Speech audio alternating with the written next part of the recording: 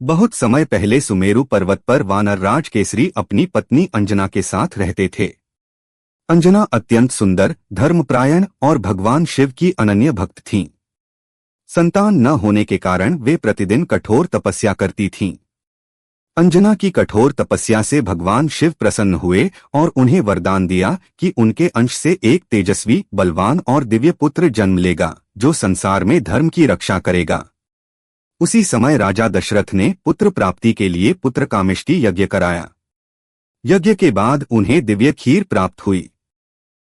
कथा के एक प्रसिद्ध रूप के अनुसार उस खीर का एक अंश पवन देव की प्रेरणा से अंजना तक पहुंचा।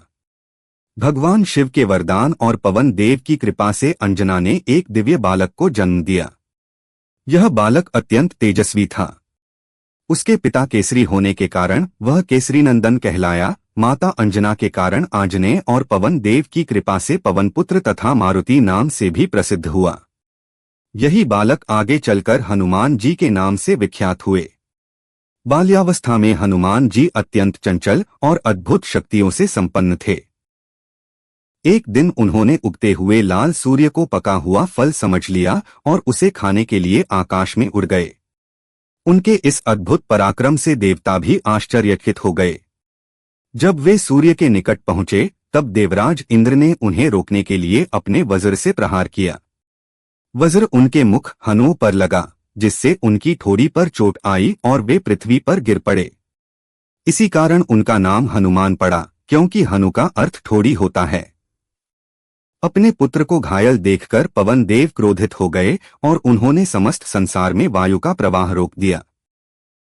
प्राणवायु के बिना सभी जीव संकट में पड़ गए। तब सभी देवता और भगवान ब्रह्मा ने पवन देव को शांत किया तथा बालक हनुमान को अनेक दिव्य वरदान दिए। ब्रह्मा जी ने उन्हें किसी भी अस्त्र शस्त्र से अवध्य होने का वरदान दिया। इंद्र ने उन्हें इच्छामृत्यु का वर दिया। सूर्यदेव उनके गुरु बने और उन्हें समस्त विद्याओं का ज्ञान दिया।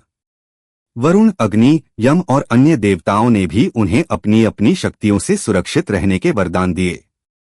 बचपन में अपनी अपार शक्तियों के कारण हनुमान जी ऋषियों के आश्रमों में शरारतें करने लगे। तब ऋषियों ने उन्हें यह शाप दिया कि वे अपनी शक्तियों को तब तक भूल जाएंगे जब तक कोई उन्हें उनका स्मरण नहीं कराएगा। यही कारण है कि बाद में जाम्बवान ने समुद्र पार करने से पहले उन्हें उनकी शक्ति का स्मरण कराया।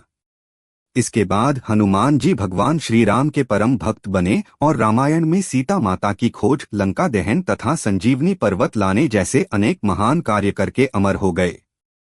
इस प्रकार हनुमान जी का जन्म भगवान शिव के अंश, पवन देव की कृपा और माता अंजना की तपस्या का दिव्य फल माना जाता है।